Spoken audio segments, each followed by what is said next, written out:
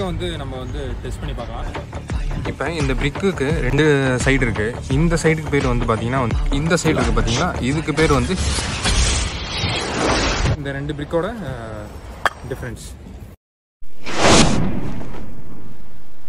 Hello all, இன்றைக்கி நம்ம வீடியோவில் என்ன பார்க்க போகிறோம்னா டைப்ஸ் ஆஃப் பிரிக்கு, அதோட யூசஸ் என்ன டைப் ஆஃப் பாண்டு வந்து சைட்டில் வந்து யூஸ் பண்ணுறாங்க, ஃப்ராக்னா என்ன, அப்புறம் பிரிக்ஸோட வந்து ஸ்டாண்டர்ட் சைஸ் என்னது, எத்தனை வெரைட்டி ஆஃப் பிரிக்ஸ் வந்து ஃபீல்டில் இருக்குது, அதை பற்றி வந்து நம்ம இந்த வீடியோவில் பார்க்கலாம். இன்றைக்கி வீடியோ வந்து ரொம்ப இன்ட்ரெஸ்டிங்காக இருக்க போகுது. ஸோ வாங்க வீடியோக்குள்ளே போகலாம்.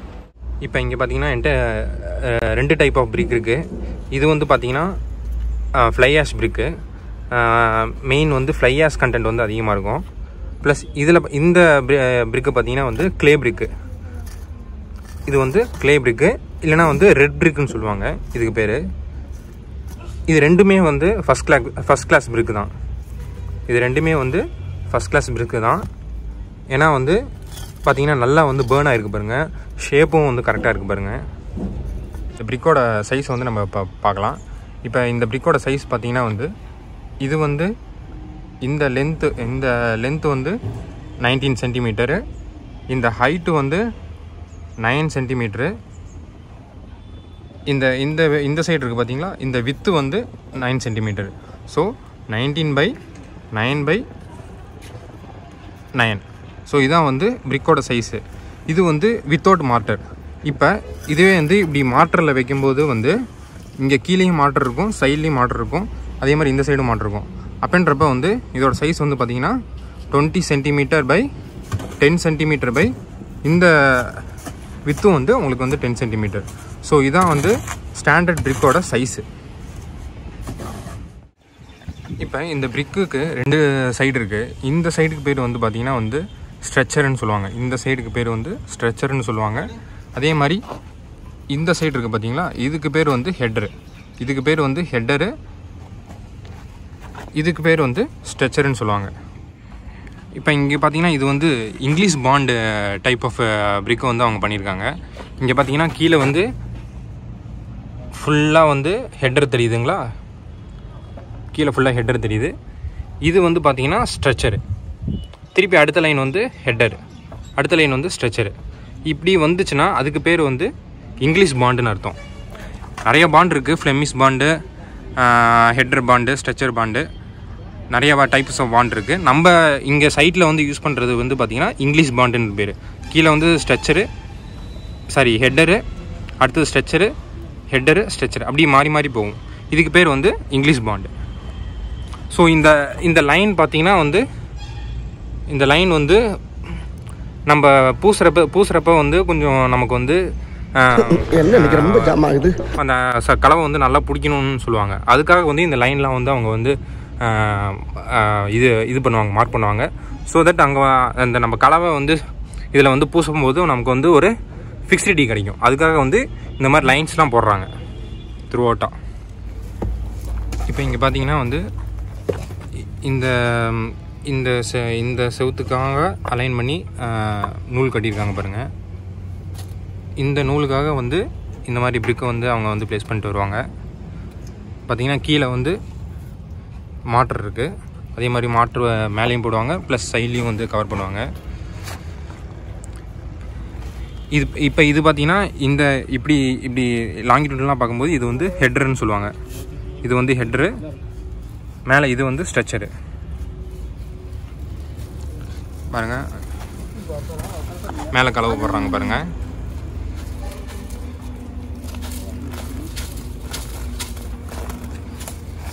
இப்போ இதோட சைஸ் வந்து பார்த்தீங்கன்னா 19/9/9 சொன்னேன். இப்போ மாட்டரோட பார்த்தீங்கன்னா வந்து உங்களுக்கு வந்து 20/10/10.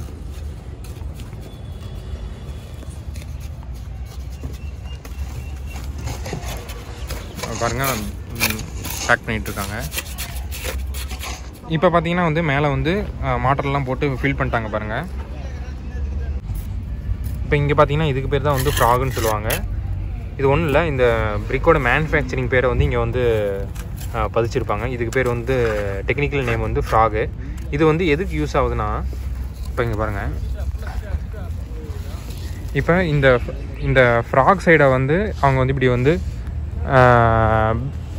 மாட்டரில் வந்து ப்ளேஸ் பண்ணுறப்ப வந்து என்ன ஆகும்னா நமக்கு வந்து ஒரு ஸ்டெபிலிட்டி கிடைக்கும், நமக்கு வந்து ஒரு ஃபிக்ஸிட்டி கிடைக்கும். ஸோ ஃப்ராக் சைடை வந்து நமக்கு வந்து பாட்டமில் வச்சு இப்படி வந்து வச்சாங்கன்னா நமக்கு வந்து ஒரு ஃபிக்ஸிட்டி கிடைக்கும். அதுக்காக தான் வந்து இந்த ஃப்ராகோட மெயின் பர்பஸே. இப்போ இதுக்கு பேர் வந்து பார்த்திங்கன்னா மட்டப்பலகை. இது மட்டப்பலகை. மட்டப்பலகை தானே? ஆமாம்.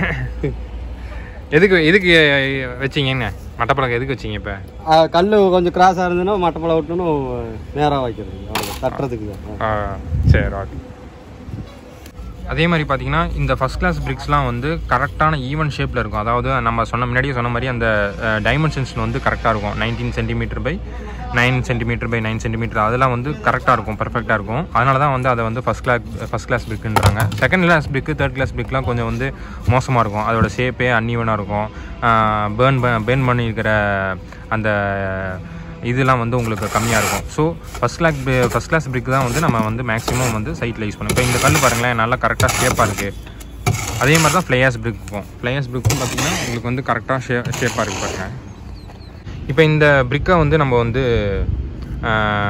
எப்படி வந்து சைட்டில் வந்து டெஸ்ட் பண்ணுறது, அதாவது பிரிக்கோட ஹார்னஸை வந்து நம்ம எப்படி வந்து கண்டுபிடிக்கிறதுன்றதை வந்து நம்ம இப்போ பார்க்கலாம். இப்போ இந்த பிரிக்கை வந்து நம்ம வந்து டெஸ்ட் பண்ணி பார்க்கலாம். டெஸ்ட் பண்ணி பார்க்குறதுனா எப்படின்னா, இந்த பிரிக்கு வந்து சர்டன் ஹைட்லேருந்து போடும்போது வந்து இது வந்து உடையக்கூடாது.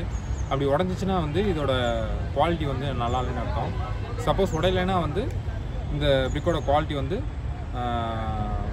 நல்லாயிருக்கு, சூட்டபிள் ஃபார் கன்ஸ்ட்ரக்ஷன் அர்த்தம். ஸோ இப்போ வாங்க நம்ம இப்போ அதை வந்து டெஸ்ட் பண்ணி பார்க்கலாம். இப்போ அதாவது நம்ம ஷோல்டர் ஹைட்லேருந்து இதை வந்து ட்ரா பண்ணணும். இந்த ஹைட் இருக்கணும்.